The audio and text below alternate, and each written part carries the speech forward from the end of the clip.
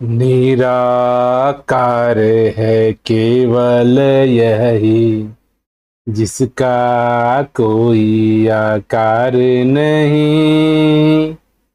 निराकार यही है केवल, जिसका कोई आकार नहीं।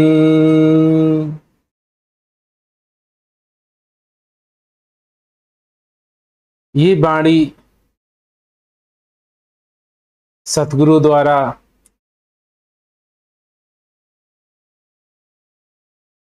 हम सभी को ये बताने का प्रयत्न कर रही है कि जिसको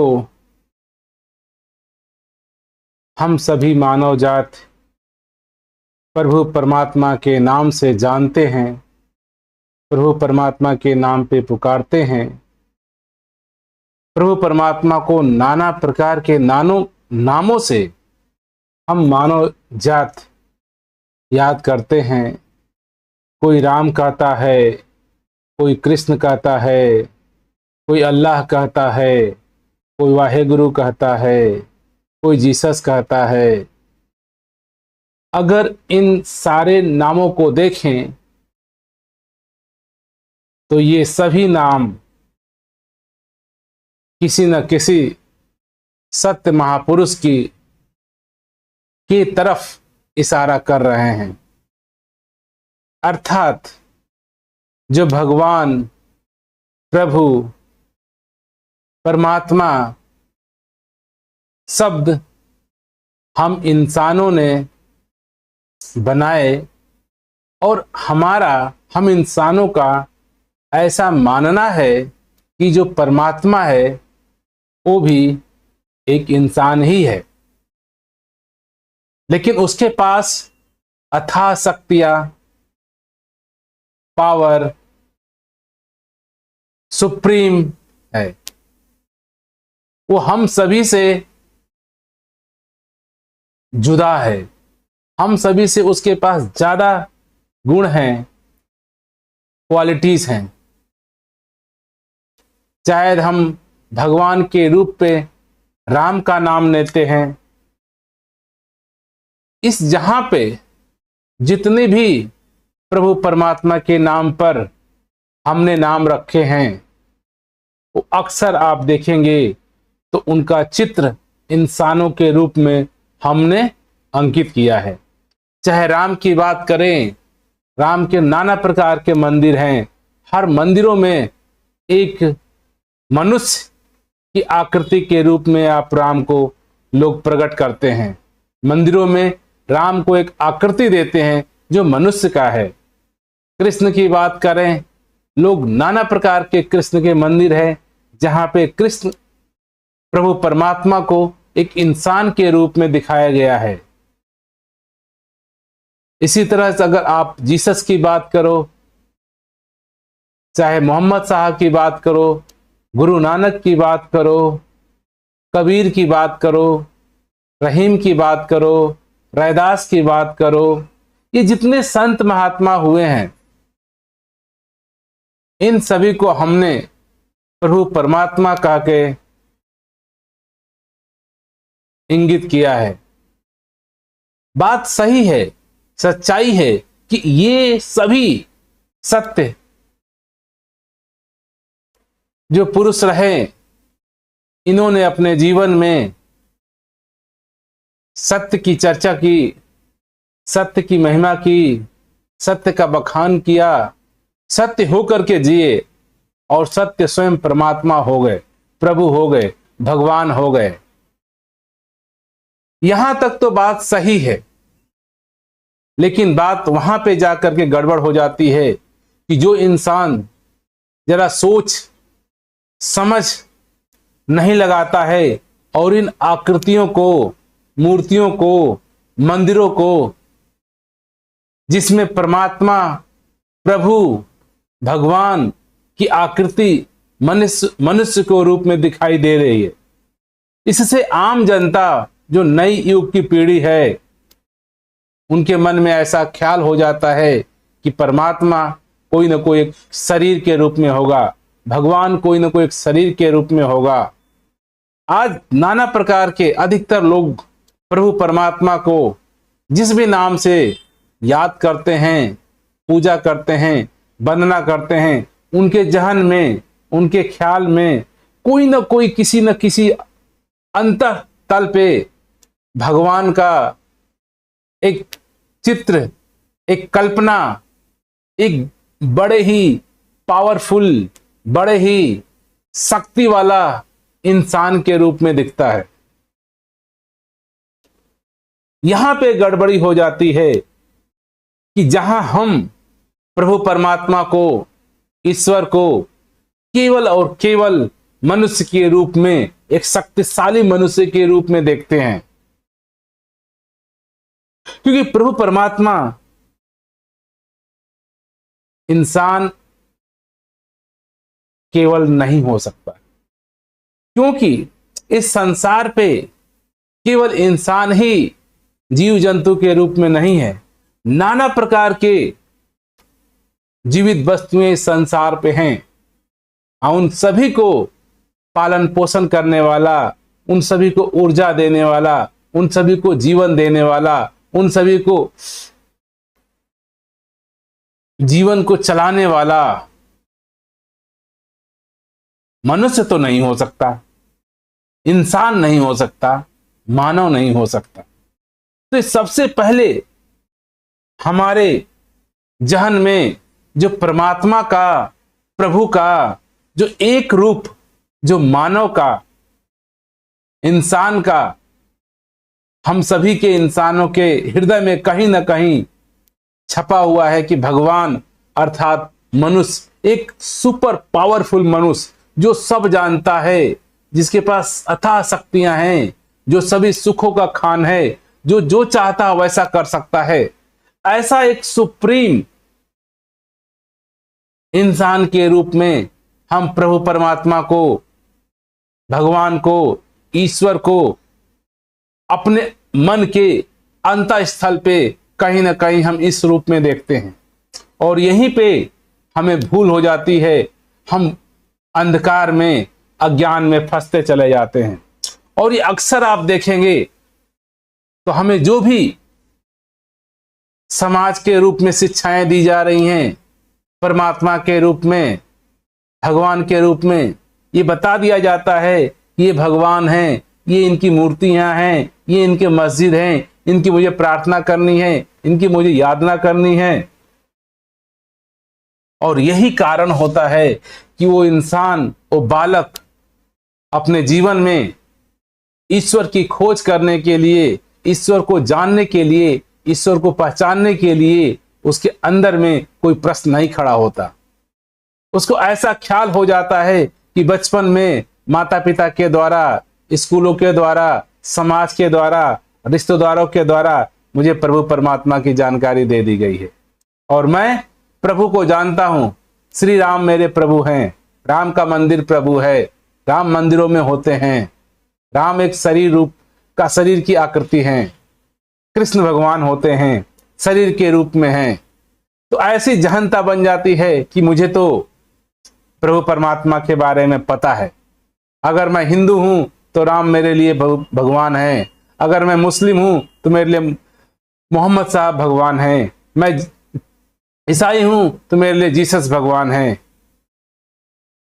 ये जो आज की शिक्षाएं हैं, जो परमात्मा की, प्रभु की जानकारी के रूप में बच्चों को हम दिए चले जा रहे हैं, और यही कारण है कि जब ये बच्चे बड़े हो रहे हैं तो इनके जीवन में ये प्रश्न नहीं उठ रहा है कि वाकई में मुझे प्रभु परमात्मा या भगवान की खोज करनी है, जानकारी करनी है। कभी जहन में नहीं आता कि कोई जानने की वस्तु है, ये पाने की वस्तु है, भगवान होने की कोई भी अवस्था होती है मनुष्य के जीवन में। ये कभी भी आम आदमी के जीवन में एक ख्याल ही नहीं आ रहा है कि मैं क्या प्रभु परमात्मा नहीं हो सकता, क्या मैं भगवान नहीं हो सकता, क्या मैं ईश्वर नहीं हो सकता, क्या मैं प्रेम नहीं हो सकता। ये हम सभी को आज के युग में, आज के पीढ़ियों में ये प्रश्न उठना काफी ही कम हो गया है, यह दब गया है। कारण है कि जिस तरह के से हमें आज के युग में शिक्षा जो दी जा रही है, जो विद्याएं दी जा रही हैं, अध्यात्म के रूप में, धार्मिकता के रूप में, प्रभु परमात्मा के रूप में, हम सभी बच्चे बच्चे को आज ये स्कूलों के माध्यम से, मंदिरों मस्जिदों के माध्यम से, वेद ग्रंथों के माध्यम से ऐसा ख्याल दिला दिया गया है, ऐसा बता दिया गया है कि तुम जानते हो कि भगवान क्या है। किसी से पूछ लो आज भगवान क्या है, परमात्मा क्या है, आत्मा क्या है, सभी इंसानों के पास उत्तर है। वो उत्तर पुस्तकों के माध्यम से, रिश्तेदारों के माध्यम से, माता पिता के माध्यम से, पंडित पुजारियों के माध्यम से उन्होंने याद कर रखा है। हाँ, मैं आत्मा हूं, हाँ परमात्मा है, राम ईश्वर है, कृष्ण ईश्वर है, जीसस ईश्वर हैं। तो ये वाणी हमको इस बात की तरह प्रेरित करने का ध्यान दिला रही है कि सब सर्वप्रथम जो मेरे अंदर ईश्वर परमात्मा की जो कल्पना जो मनुष्य के रूप में हो रखी है, एक आकृति के रूप में हो रखी है, एक आकार के रूप में हो रखी है, एक सुपर पावरफुल इंसान के रूप में हो रखी है, वास्तविकता में प्रभु परमात्मा केवल एक सुपर पावर अवतार रूपी मानव नहीं हो सकता है, क्योंकि इस धरा पर मानव के अलावा भी लाखों लाखों अनगिनत जीव जंतु हैं जिनका पालन पोषण प्रभु परमात्मा ईश्वर कर रहा है। अगर एक कल्पना करें, एक बंदर अगर प्रभु परमात्मा की छवि बनाएगा तो कैसा बनाएगा? बंदर जैसा बनाएगा। आप देखिए आज इस धरा पे ही अलग अलग जगह पे अलग अलग जाति के लोग नाना प्रकार के भगवान की प्रतिमा बना बैठे हैं। भारत में है तो भारत के जिस तरह के लोग हैं उनके भगवान की प्रतिमा भी, मनुष्य का आकार भी उसी तरह का होता है। भारतीय, चीनीज, अगर चीन में जाओ तो चीन में प्रभु परमात्मा के चीनी के तरह के लोगों के दर्शन भी मिलेंगे। अफ्रीका में जाओ कि अफ्रीका के तरह के लोग वहां प्रभु परमात्मा को बना बैठे हैं। तो दास का कहने का मतलब हम जहां हैं, जितनी मेरी सोच है, जितनी मेरी समझ है, जो मैंने देखा है, जो मैंने पढ़ा है, जो मैंने सुना है, उसके हिसाब से हम मानव ने प्रभु परमात्मा ईश्वर भगवान का आकृति दे दिया है, आकार दे दिया है। ये कैसे संभव हो सकता है कि प्रभु परमात्मा को एक आकार में बांध दिया, राम के नाम पर, मोहम्मद के नाम पर, जीसस के नाम पर? तो अन्य जीव जंतु का पालन पोषण कैसे हो रहा है? लाखों लाखों नाना प्रकार के पशु पक्षियां हैं, पेड़ पौधे हैं, कीड़े मकोड़े हैं। इन सभी को पालन पोषण करने वाला, जन्म मृत्यु देने वाला, जीवन में श्वासें देने वाला, पोषण करने वाला कैसे एक मनुष्य हो सकता है? कैसे एक मानव हो सकता है? एक छोटा से छोटा जीव जंतु है जो शायद मानव की भाषा भी नहीं बोल पाएगा। शायद मैं मानव के रूप में, मेरी आंखें उसको देख भी नहीं पाएगी। इस धरा पर नाना प्रकार के ऐसे ऐसे छोटे छोटे इंसेक्ट हैं, जीव जंतु हैं, जिनको मेरी आंखें देख भी नहीं पाती। तो अगर इंसान के रूप में प्रभु परमात्मा होगा तो कैसे उनका पालन पोषण करेगा, कैसे उनको देख रेख करेगा?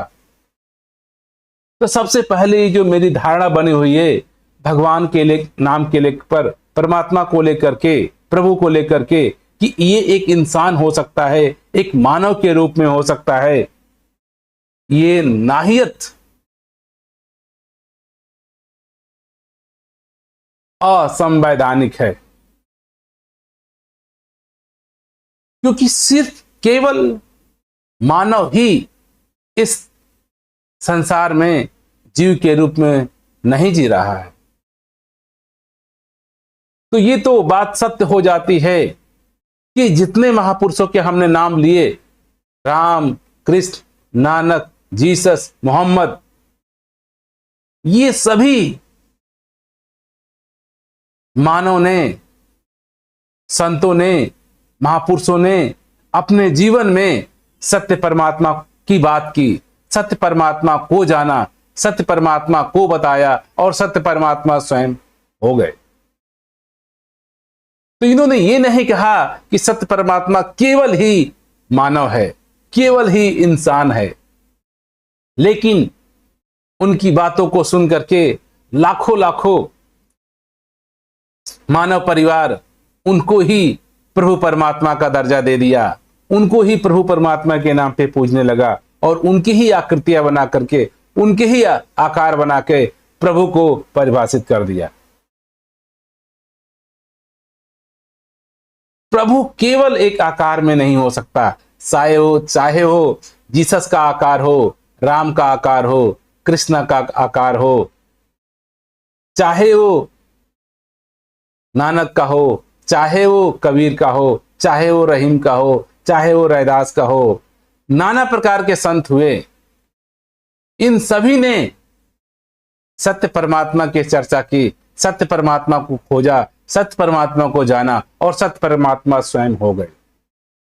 अगर ये ध्यान से अगर इन बातों को सुने, तो अगर मेरे जीवन में प्रभु परमात्मा, अगर ईश्वर की मैं चर्चा करता हूं, मैं बात करता हूं, मैं पढ़ता हूं, मैं सुनाता हूं, तो गंतव्य क्या है उसका? कैसे साबित होता है कि मैं प्रभु परमात्मा को जानता हूं, प्रभु परमात्मा को देखा हूं, प्रभु परमात्मा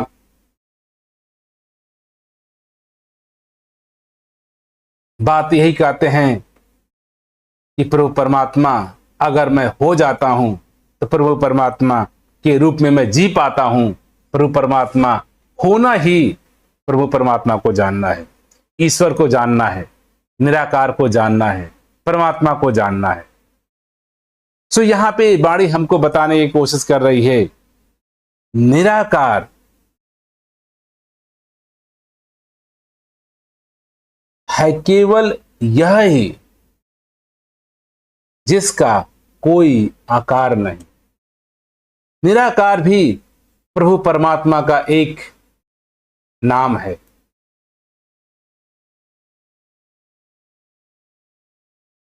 तो कहते हैं निराकार है केवल यह ही, यह सब पे ध्यान दीजिए,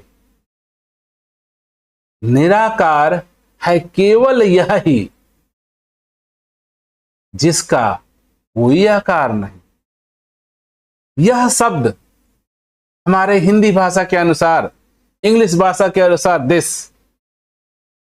हमने जो इजाद किया है उन वस्तुओं के लिए, उन पदार्थों के लिए, उन इंसानों के लिए जो आपके पास में है, और वो सिंगल है। जब सिंगुलर होती है, सिंगुलर एक वचन और आपके पास में है, तो यह शब्द का इस्तेमाल होता है।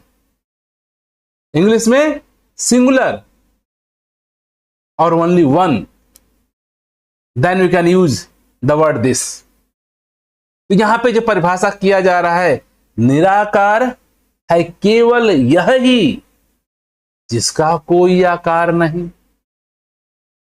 यहां पे ऐसा नहीं कहा जा रहा है कि प्रभु परमात्मा वह है, कहीं दूर है, कहीं आसमानों में है। हमारी भाषा में जो सबसे मेरा क्लोजेस्ट, हमारे पास जो भी चीजें हैं उसको इंडिकेट करने के लिए यह शब्द और दिस शब्द का इस्तेमाल करते हैं। तो ये बाणी बताना चाह रही है कि जिसको भी हम प्रभु परमात्मा कह रहे हैं, निराकार कह रहे हैं, सत्य सनातन कह रहे हैं, वो आपके पास में ही, आपके सामने ही, अभी इसी वक्त उपलब्ध है। लेकिन उसको, उसका कोई आकार आप नहीं दे पाएंगे, उसको आकार नहीं दे पाएंगे। छोटा आकार, बड़ा आकार, रेक्टेंगल, स्क्वायर, अपने जैसा, जीव जैसा, पौधों जैसा, पहाड़ों जैसा, किसी के जैसा, जो भी हम आकृतियां देख रहे हैं, क्योंकि यहां पे ये वाणी बताने का प्रयास कर रही है कि मेरे जीवन में जो ये निराकार रूपी सत्य परमात्मा है, वो आपके पास, हम सभी के पास अभी इसी वक्त उपलब्ध है, बिना आकार के, बिना रूप के, बिना रंग के, बिना स्वाद के, बिना गंध के।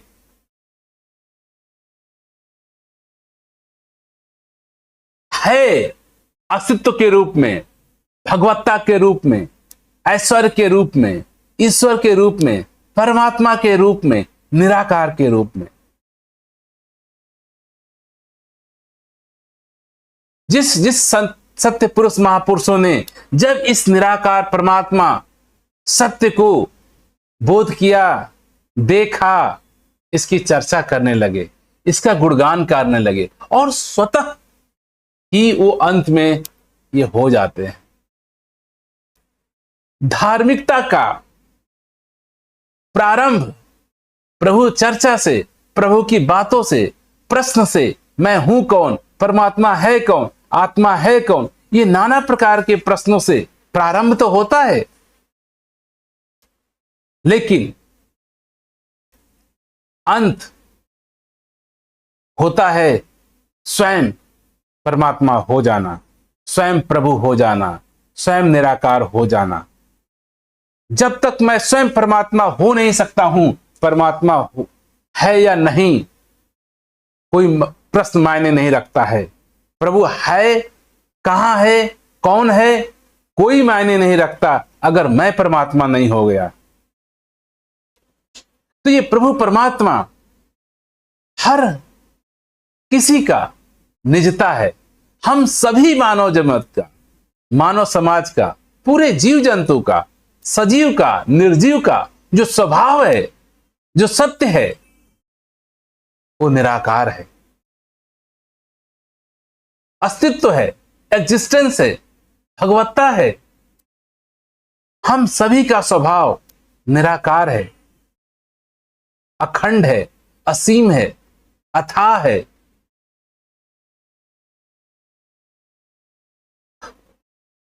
तो ये वाणी हमें इस बात की तरह मेरे जहन को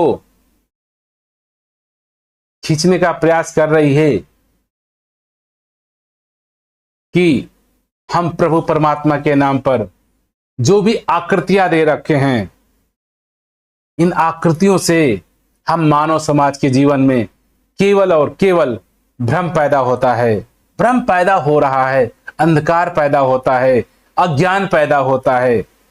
और यही कारण है कि आज मानव समाज में इन आकारों से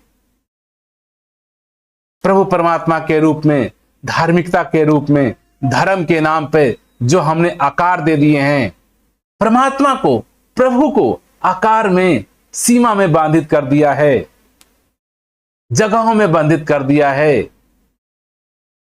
इलाकों में बांध दिया है, मंदिरों में बांध दिया है, मस्जिदों में बांट दिया है, गिरजाघरों में बांट दिया है, वाहे गुरु के रूप में ना गुरुद्वारों में बांध दिया है। क्या परमात्मा को जैसे आप आकार देते हैं, परमात्मा आपसे अज्ञान के रूप में प्रकट हो जाता है, आपको अज्ञान हो जाता है। हमें ऐसा लगने लगता है कि मैं तो राम को जान गया, राम के मंदिर को देख लिया, राम के मंदिर का दर्शन कर लिया, अब तो मैं प्रभु परमात्मा को जान गया। ये सबसे बड़ा अज्ञान हो गया, अंधकार हो गया, और जिसको हम मानव समाज आज के रूप में जानकारी कहते हैं, धार्मिकता कहते हैं कि मुझे तो प्रभु परमात्मा के मंदिर के रूप में, हम अयोध्या गए, मुझे राम के मंदिर का दर्शन हो गया, अब मैं प्रभु परमात्मा का दर्शन हो गया। प्रभु परमात्मा के रूप में आपने एक आकृति को देख लिया, एक मंदिर को देख लिया, एक मूर्त को देख लिया, एक पत्थर को देख लिया, एक आकृति को देख लिया, और उसको ही जान करके, देख करके आपने कह लिया कि मुझे तो परमात्मा का ज्ञान हो गया, मुझे प्रभु का ज्ञान हो गया। ये सबसे बड़ी आज के समय की दास की दृष्टि से अज्ञानता है, अंधकार है। यह अंधकार ऐसा है, यह अज्ञान ऐसा है कि हम सबको ऐसा लगता भी है कि मुझे तो परमात्मा के बारे में जानकारी है, मुझे श्री राम के बारे में जानकारी है, श्री कृष्ण के बारे में जानकारी है, जीसस के बारे में जानकारी है, मोहम्मद के बारे में जानकारी है। और ये जानकारी होना ही दास के दृष्टि में ऐसा लगता है कि ये सबसे बड़ा अज्ञान हो गया, अधार्मिकता हो गया। ये हमें अगला प्रश्न मेरे जीवन में खड़ा नहीं होने देता, जहन में प्रश्न आने नहीं देता कि परमात्मा जो इस मेरे शरीर को, मुझे जो चला रहा है, श्वासे के रूप में, धड़कन के रूप में, त्वचा के रूप में, आंखों के रूप में, ये भगवान, ये परमात्मा ही हमारे अंदर उपस्थित है, जिसकी वजह से मैं सोच पा रहा हूं, बोल पा रहा हूं, देख पा रहा हूं। ऐसे सत्य जो उपलब्ध मेरे पास है, मेरे अंदर है, रोम रोम में है, इसके ऊपर मेरा एक बार भी प्रश्न नहीं खड़ा होता। अगर मैंने ये जानकारी कर ली कि राम, मंदिरों वाला राम परमात्मा है, मंदिरों वाला कृष्ण भगवान है, मंदिरों वाला मस्जिद जीसस क्रिसस है, मस्जिदों वाला मुल्ला अल्लाह है, अब वो मेरे ऊपर प्रश्न, मेरा जहन, मेरा दिमाग खड़ा ही नहीं करता। अब उसको ऐसा लगने लगा कि मुझे तो खुदा की जानकारी हो गई, परमात्मा की जानकारी हो गई, ईश्वर की जानकारी हो चुकी है। एक बार सोचता नहीं कि जो ये कह रहा है मुझे ईश्वर की जानकारी हो गई, इसके बिना कैसे मैं मेरी कह सकता था, कैसे मैं बोल सकता था, कैसे मैं सोच सकता है। मैं जीता जागता सबूत हूं परमात्मा होने का। इसके अंदर, मेरे अंदर रोम रोम में ये निराकार रूपी परमात्मा उपलब्ध है। ये मेरा ख्याल अपने ऊपर पास में नहीं आता, ये मालिक निराकार सत्य भगवान मेरे पास भी तो है। कैसे केवल मंदिरों में है, कैसे केवल गिरजाघरों में है, कैसे केवल मस्जिदों में हो सकता है? अगर ये केवल मस्जिदों में था तो हम सभी को कौन पाल रहा है? अगर ये सिर्फ मंदिरों में है तो हम सबको कौन पाल रहा है? हम सबको कौन चला रहा है? कौन है जो हर घट के अंदर बैठ करके उसके जीवन को प्रकाशित कर रहा है? ये शरीर रूपी काया के अंदर वो चेतना, वो प्राण, वो जीव कौन सा है जिसकी वजह से मेरा पूरा शरीर चाम, हाड़, मांस, खूनों द्वारा बना कार्य कर रहा है, सुचारू रूप से चल रहा है? कभी ध्यान नहीं आता, कभी प्रश्न नहीं खड़ा होता। ये निराकार परमात्मा क्या यहीं पे नहीं है? मेरे पास नहीं है? मेरे अंदर नहीं है? क्या मेरे रोम रोम में नहीं है? कैसे मैं इसको एक आकृति दे सकता हूं? कैसे मैं इसको शकल दे सकता हूं? यही निराकार परमात्मा के रूप में, ऊर्जा के रूप में, दृष्टा के रूप में हर मानव के अंदर उपलब्ध है, हर जीव के अंदर उपलब्ध है, हर जंतु के अंदर उपलब्ध है, हर मनुष्य, हर पेड़ पौधों के अंदर उपलब्ध है, हर जानवरों के अंदर उपलब्ध है। इसका रूप क्या कहो? कैसे इसका रूप मैं मानव कह सकता हूं, पेड़ पौधों कह सकता हूं, जीव जंतु कह सकता हूं, क्या कहूं इसके रूप को? इसका कोई भी रूप नहीं है, क्योंकि ये तो हर जगह एक रूप में एक जैसा उपलब्ध है। उसको ऊर्जा कहिए, एनर्जी कहिए, पावर कहिए, कुछ भी कहिए, जो सभी में हर वक्त हर पल उपलब्ध है, उपस्थित है। इसको परमात्मा कहा जाता है, इसको भगवत्ता कहा जाता है, इसको भगवान कहा जाता है, इसको ऐश्वर्य कहा जाता है, इसको ईश्वर कहा जाता है। ये कैसे संभव है कि मैं प्रभु परमात्मा को एक आकृति में बांध देते हैं, एक आकृति बना देते हैं, मंदिर बना देते हैं, मस्जिद बना देते हैं, गुरुद्वारे बना देते हैं, गिरजाघर बना देते हैं, नाना प्रकार के तीर्थ स्थल बना देते हैं और उसमें प्रभु परमात्मा को बंधित कर देते हैं। आज इस धरा पे नाना प्रकार के लाखों लाखों मंदिरों के रूप में परमात्मा के घर हो गए। क्या लाखों लाखों परमात्मा हुआ करता है? क्या परमात्मा केवल इंसानों के लिए है? क्या जानवरों के लिए नहीं है? जंतुओं के लिए नहीं है? पेड़ पौधों के लिए नहीं है? यह हमारे जहन में प्रश्न क्यों नहीं खड़ा होता? क्या कारण है? ये वाणी हमें इस बात की तरह बताने का, जताने का, होश में आने का जिक्र दे रही है। हे इंसान, हे मानव, जिसको तू प्रभु परमात्मा मानता है, जिसको तूने आकार दे दिया है, वो आकार ही हमारा अंधकार का, अज्ञानी होने का, अधार्मिक होने का सबूत हो जाता है, प्रमाणित हो जाता है। अगर मैं धार्मिक हूं, अगर मैं हिंदू हूं, मुस्लिम हूं, सिख हूं, बट गया इंसान टुकड़ों में। धर्म नहीं सिखाता, मजहब नहीं सिखाता बंटवारा। धर्म जोड़ता है, तोड़ता नहीं। परमात्मा सृजन करता है, पूरे ब्रह्मांड को, पूरे हर जीव जंतु को बनाने वाला है। आज हम धर्म के नाम पे जो ग्रुपों में, बंटवारों में इस इंसानों को ही हमने बांट दिया है। हम इंसान सारे मानव सेम हैं, एक जैसे ही हैं, फिर भी इस धार्मिक संस्थाओं ने धर्म के नाम पे इंसानों को हिंदू के नाम पे, मुस्लिम के नाम पे, ईसाई के नाम पे, सिख के नाम पे नाना प्रकार के छोटे छोटे खंडों में बांट दिया और उतने प्रकार के भगवान खड़ा कर दिए।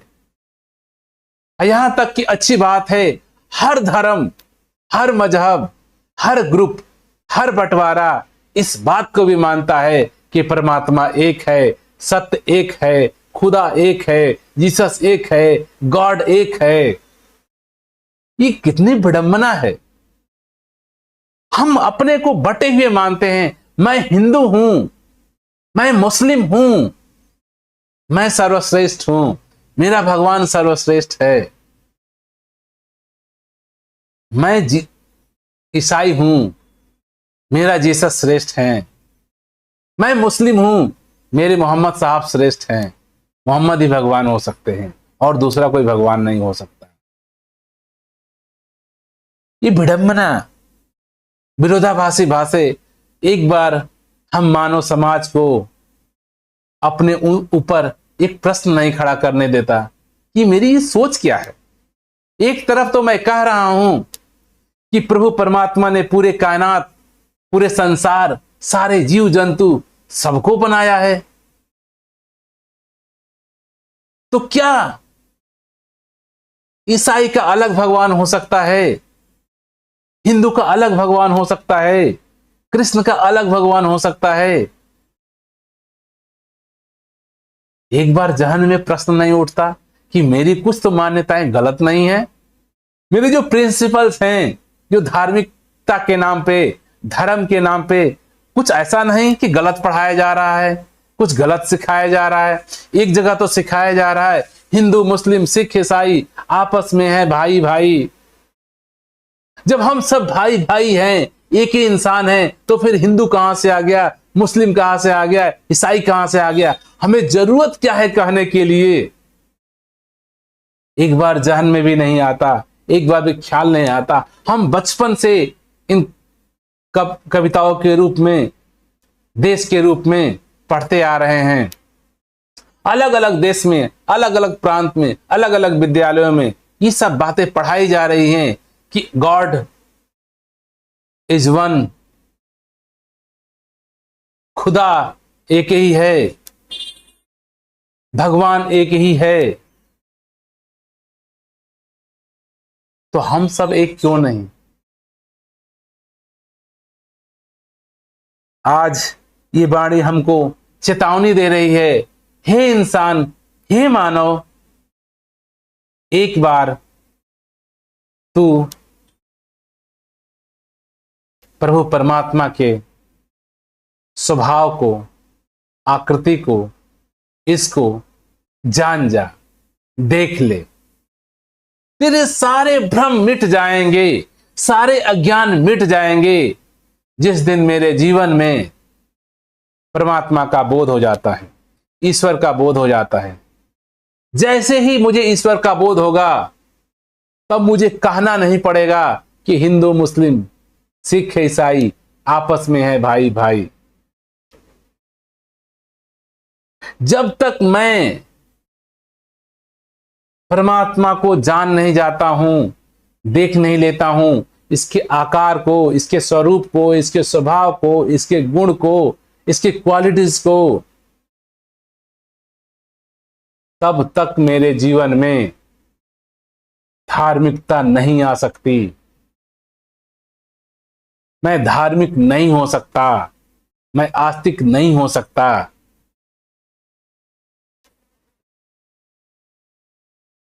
जब तक मेरे जीवन में जिस सत्य परमात्मा की नाना प्रकार के लोग भगवान के रूप में, परमात्मा के रूप में वंदना कर रहे हैं, प्रार्थना कर रहे हैं, याद कर रहे हैं, विचार कर रहे हैं, अगर इस सत्य परमात्मा को जिस दिन मेरे जीवन में अनुभूति हो जाती है, होश हो जाता है, बोध हो जाता है, ध्यान हो जाता है, समझ आ जाता है, उसी दिन मेरे जीवन में प्रभु परमात्मा का अवतरण हो जाता है। प्रभु परमात्मा मेरे जीवन में, मेरे घट में, मेरे अंदर उपस्थित हो जाता है।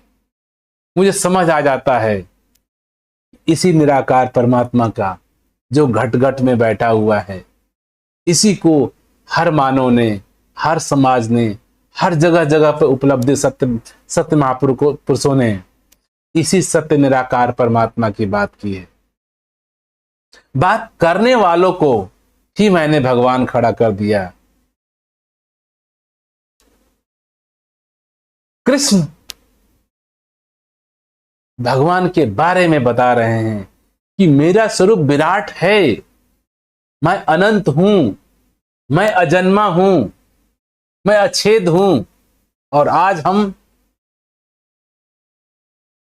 उनको जन्म में, उनका जन्म मनाते हैं, उनका मरण मनाते हैं, उनके शरीरों को ही हम मंदिर बना दिए, मस्जिद बना दिए, आकार में बांट दिए। कृष्ण तो कह रहे हैं कि मेरा विराट स्वरूप था, हर जगह उपलब्ध है, देख तू। और हम उसको एक आकृति में, मंदिरों में, मस्जिदों में बांट देते हैं। कितने आश्चर्य लोग हम हैं।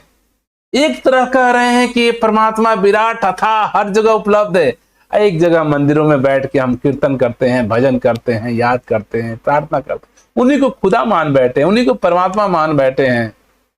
कितनी अजीब बात नहीं है? और वहां बैठे बैठे भी मंदिरों में, मस्जिदों में हम गा रहे हैं परमात्मा का गुण। हे परमात्मा, तू हर जगह, रोम रोम में बसने वाला राम। राम के मंदिर में बैठे हैं और बोल भी रहे हैं कि रोम रोम में बसने वाला राम। हर घट में, हर घट लेटा राम। एक राम है दशरथ का बेटा, एक राम का जगत पसारा, एक राम है घट घट लेटा, एक राम का जग से न्यारा। नाना प्रकार के राम की हम परिभाषा दे देते हैं। और बैठे मंदिरों में नहीं यही राम है। तो ये किस बात की रटन कर रहे हैं हम? किसको कह रहे हैं कि राम घट घट में है? या तो अपने आप को हम क्या कहें, इसी को कहा जाता है अज्ञान। बोलता कुछ है, कहता कुछ है, करता कुछ है। आज मानव,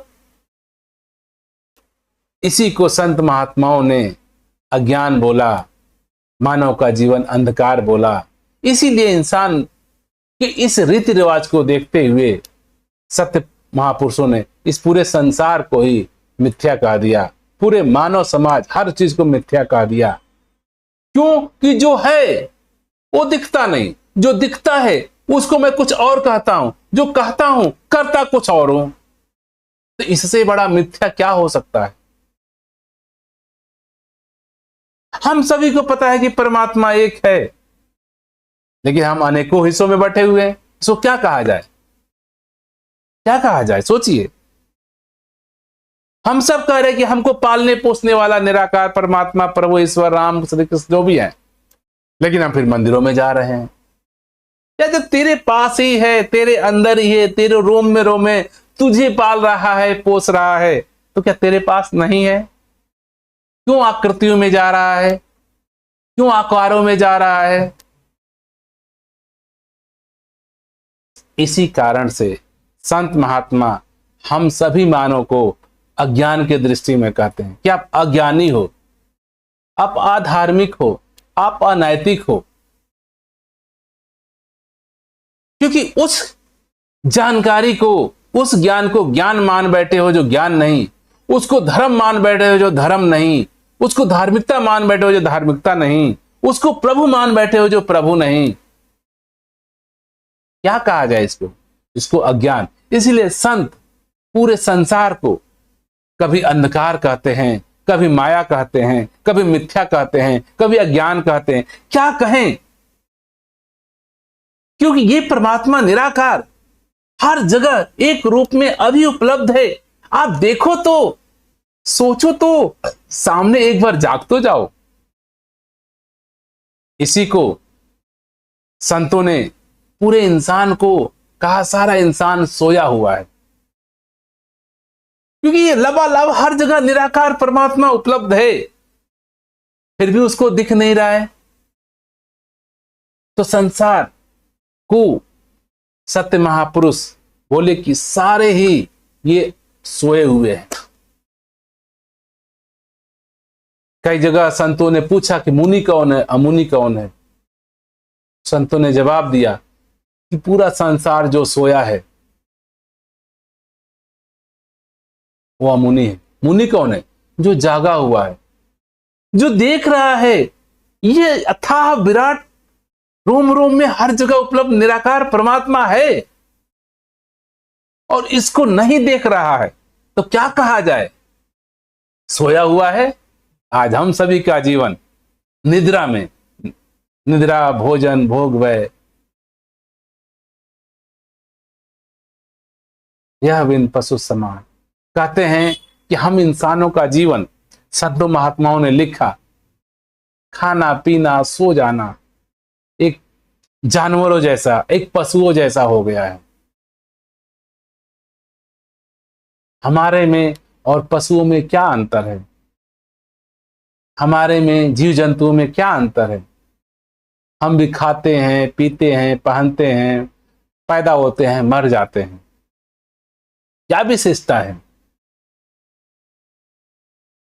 संत महात्मा कह रहे हैं इस मानव के अंदर एक ऐसी विशेष क्वालिटी जो मन के रूप में, मस्तिष्क के रूप में संग्रह करने की, संचय करने की, सोचने समझने की विशाल अथाह क्षमता है, जिसके वजह से ये इंसान स्वयं को, अपने आप का बोध कर सकता है, स्वयं को जान सकता है।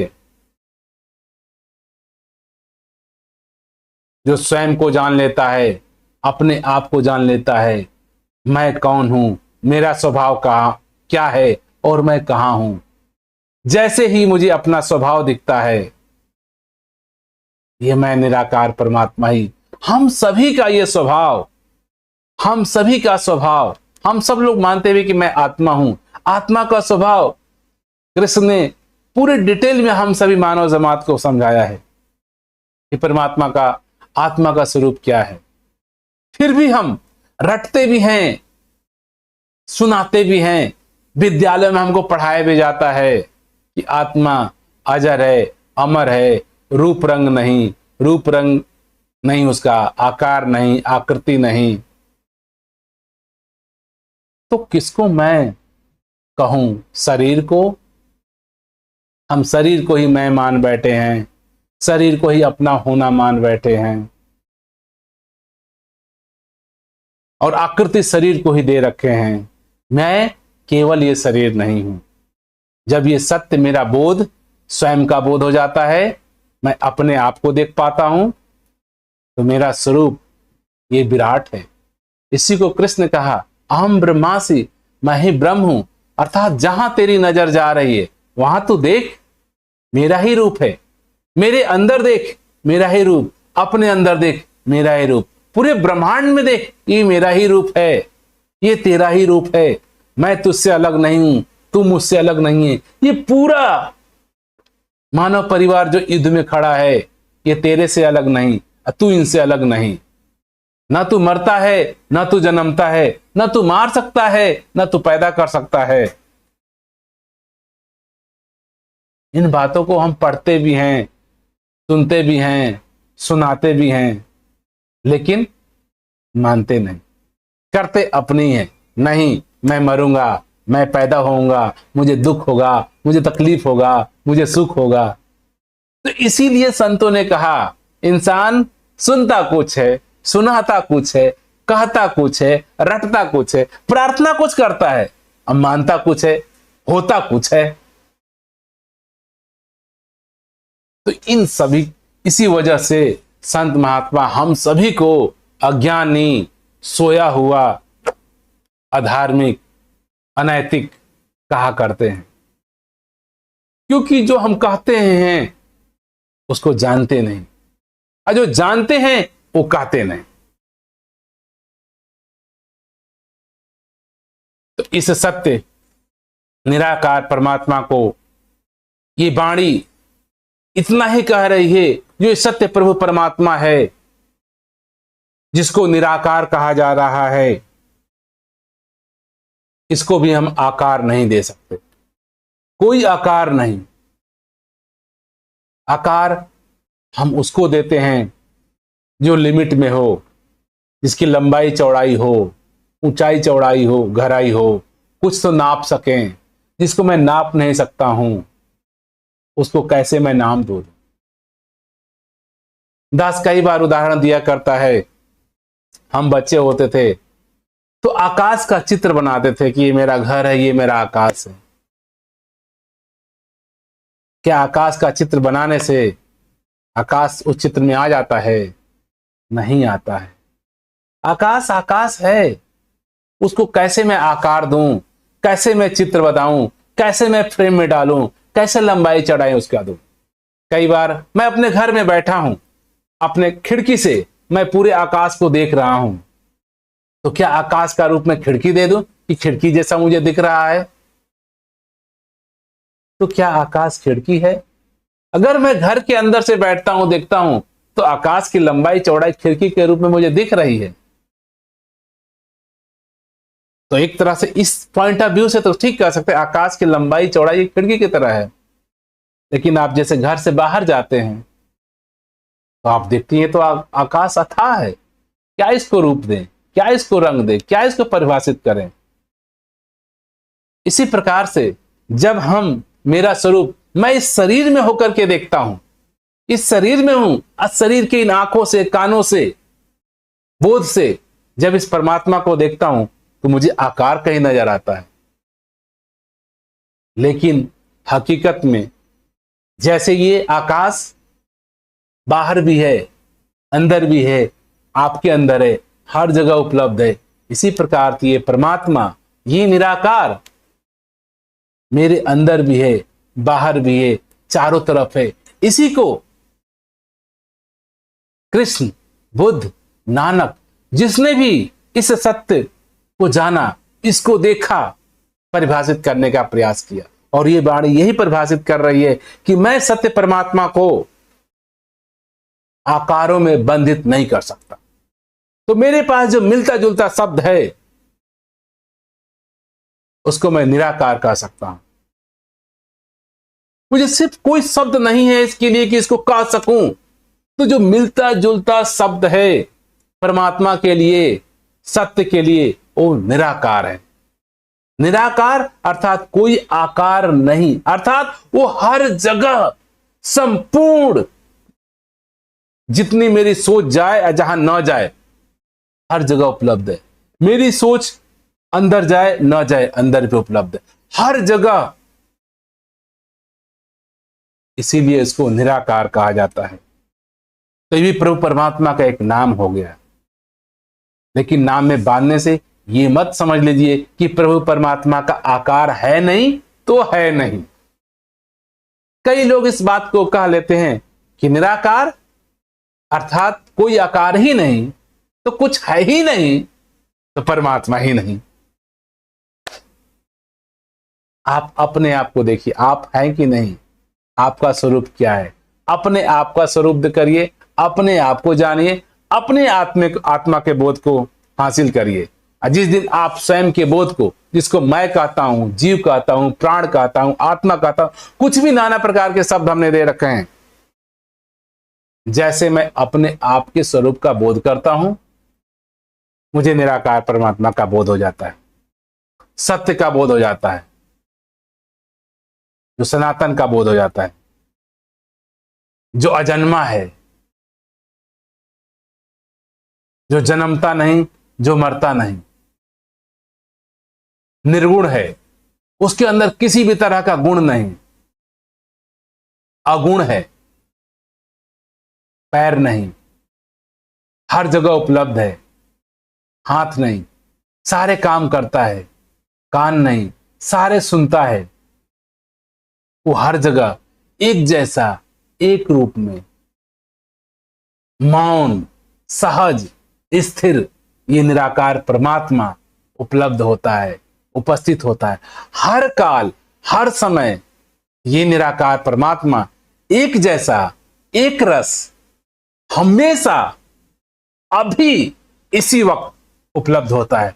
जब भी संत बात करते हैं, वो कहते हैं परमात्मा अभी इसी वक्त मेरे सामने अभी मौजूद है, अभी अभी इसी वक्त। सभी के लिए हर टाइम में समय हम मानव का देन है, प्रभु परमात्मा के लिए समय ही भी नहीं है। समय का देन सुबह शाम, एक दिन, 2 दिन, 1 साल, 2 साल, 3 साल, 10 साल, ये हम इंसानों का दिया हुआ शब्द है। हम कैसे समय को नापते हैं कि सुबह हो गया, शाम हो गया, एक दिन हो गया, इसी तरह से रिपीट होता रहा, 2 दिन हो गया, महीना हो गया, हफ्ता हो गया। हम मनुष्य के दृष्टि से यह समय है, लेकिन आप अपने आप को सूरज की दृष्टि से देखिए। सूरज के लिए क्या दिन है, क्या रात है, बताइए। सूरज के लिए कभी दिन होता है, कभी रात होता है। वो कैसे मापे समय को? जो विराट है, जो अथाह है, समय नहीं उनके लिए। समय हम इंसानों का, मनुष्य का इजाद किया हुआ शब्द है। क्वांटिटी है, नंबर है, 1 साल, 2 साल, 10 साल, 20 साल, सदियों साल। हकीकत में देखेंगे, सत्य की दृष्टि से देखेंगे तो न सुबह है, न शाम है, न समय है। क्योंकि इस निराकार परमात्मा को समयातीत भी बोलते हैं, क्योंकि समय हम सभी का, मानव का देन है। ये प्रभु परमात्मा हमेशा, कोई आज नहीं, कल नहीं, हमेशा अभी इसी वक्त उपलब्ध, सभी के लिए उपलब्ध होता है, सभी के लिए, हमेशा। हमेशा में ना सुबह, शाम, रात, आज, कल, परसों, कुछ नहीं, अनंत अनंत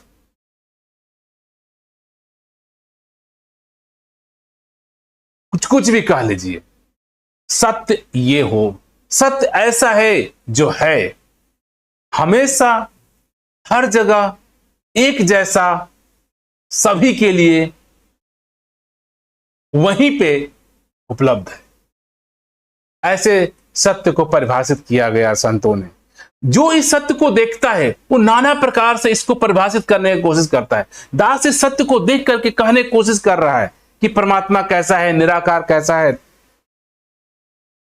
क्यों ये समयातीत है? क्योंकि हम अभी तक इंसान सिर्फ धरती के एक कोने में बैठ करके, सूरज की रोशनी, हमारी धरती घूम रही है तो कभी सूरज की रोशनी आई, कभी नहीं आई, नहीं आई तो रात मान लिया, आई तो दिन मान लिया, इसको काउंटिंग में नंबर दे दिया, एक दिन हो गया, 2 दिन हो गया, 1 साल हो गया, हफ्ता हो गया। तो ये समय सिर्फ इंसानों के अपने पर्सपेक्टिव में है। सत्य की नजर में कोई समय नहीं, समयातीत है। इसके अंदर ही हमने समय बनाए हैं, इसके अंदर ही हमने सारा, ये पूरा ब्रह्मांड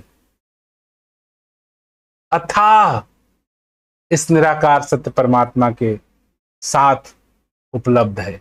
जो सत्य है है है। अब क्या कहूं था, क्या कहूं रहेगा।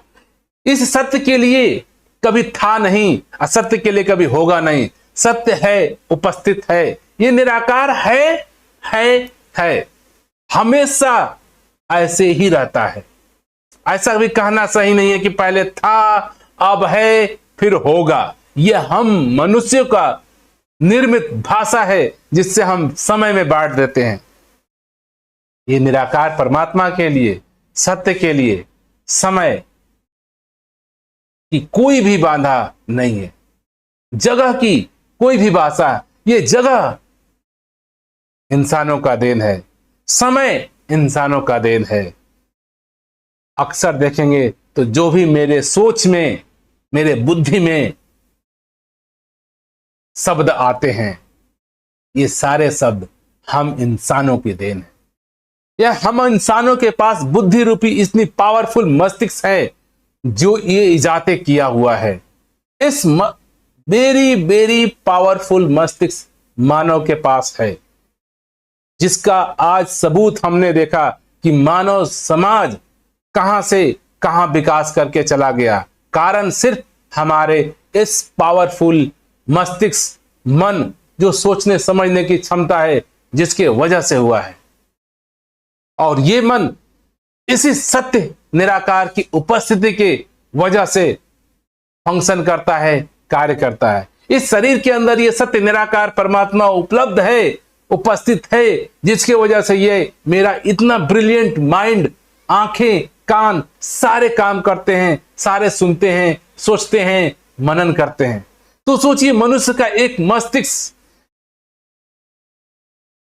इतना पावरफुल हो सकता है इस सत्य निराकार परमात्मा की वजह से।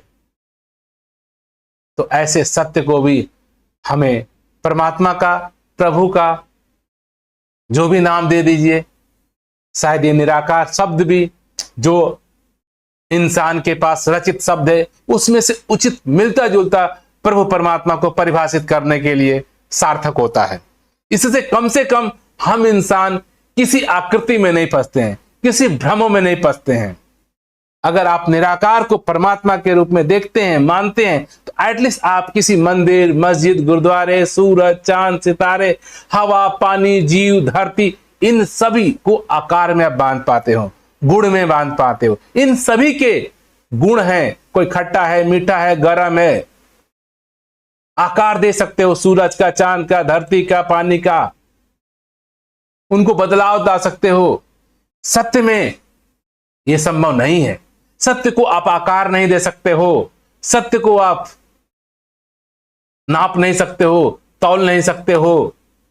अपने जो ये ज्ञानेंद्रियां हैं उनसे इसको, उनके गुण को परिभाषित नहीं। ये गुणातीत है, इसके अंदर कोई परिवर्तन नहीं, ये अपरिवर्तन है। इसीलिए तो इसको सत्य कहा गया, इसको निराकार कहा गया। ये कोई आकार रहित है और ये अपरिवर्तनीय है, इसमें कोई परिवर्तन नहीं होता। ये ऐसे ही अथाह, इसीलिए तो इसमें समय की बाधा नहीं, क्योंकि जस हर जगह ये निराकार परमात्मा उपलब्ध है और अपरिवर्तनीय है, इसमें कोई परिवर्तन नहीं होता। और हम आज अपने मानव दिमाग से जो भी चीज हमने देखा है पदार्थों के रूप में, उन सभी में परिवर्तन है। चाहे सूरज हो, चांद हो, सितारे हो, धरती हो, अग्नि हो, हवा हो, पानी हो, आकाश हो, जितने भी ये प्रकृति के संसाधन है, रिसोर्सेज हैं, नेचुरल रिसोर्सेज हैं, इन सभी में परिवर्तन हो रहा है। ये सत्य का एक और गुण है कि ये अपरिवर्तनीय है। तो सत्य के कुछ क्वालिटीज हैं। सत्य आकार रहित है, सत्य हर जगह है, सत्य अपरिवर्तनीय है। तो ऐसे सत्य का स्वरूप हम सभी का भी है। हम सभी के आत्मा, जिसको जीव कहें, प्राण कहें, सबका स्वरूप सत्य है। सत्य अर्थात निराकार।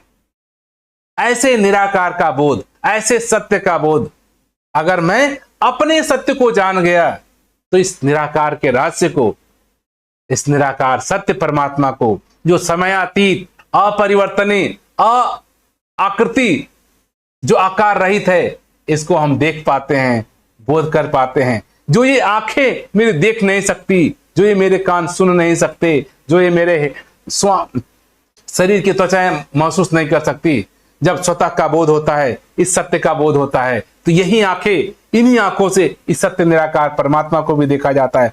हर घट में ये दिखता है, हर जगह ये उपलब्ध दिखता है। यही सत्य की खूबी है। यही सत्य इन्हीं आंखों से कभी दिखता नहीं, यही सत्य इन्हीं आंखों से दिखता भी है। क्या कहा जाए, यही सत्य। जैसे हमें अपने स्वयं के सत्य का बोध होता है, उसके बाद हम पूरे निराकार, पूरे अथाह अस्तित्व, अपरिवर्तन, हर जगह उपलब्ध प्रभु परमात्मा ईश्वर का भी हम बोध करने लगते हैं।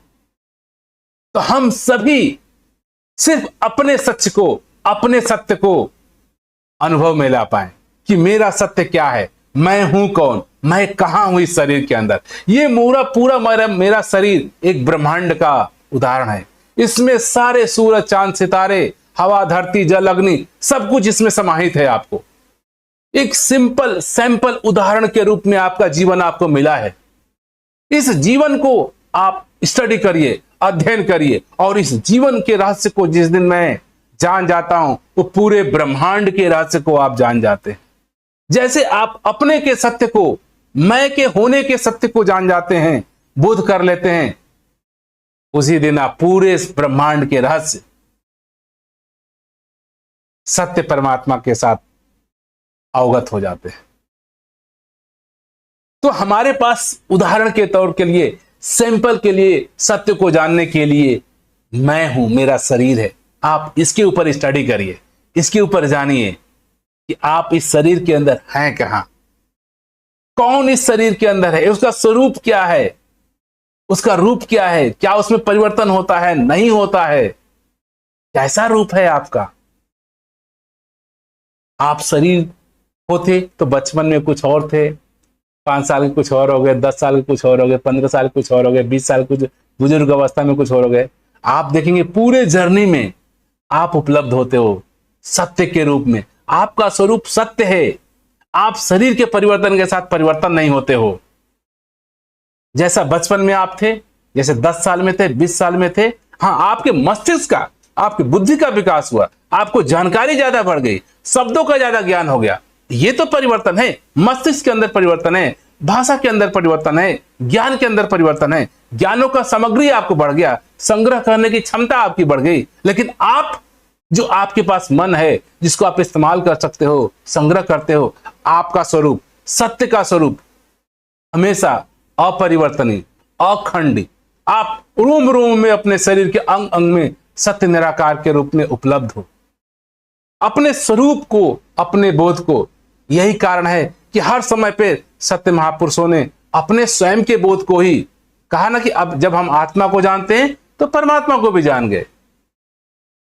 तो हम सभी के पास ये उदाहरण के तौर पे पूरे ब्रह्मांड को स्टडी नहीं कर सकते, पूरे परमात्मा को नहीं जान सकते, पूरे निराकार को नहीं जान सकते, सबसे पहले मैं स्वतः को जान लूं, और जैसे स्वतः मेरे अंदर निराकार रूपी एनर्जी, ताकत, सत्य परमात्मा उपलब्ध है, जैसे इसके स्वभाव को देखता हूं, ये सत्य निराकार का परमात्मा का भी बोध हो जाता है।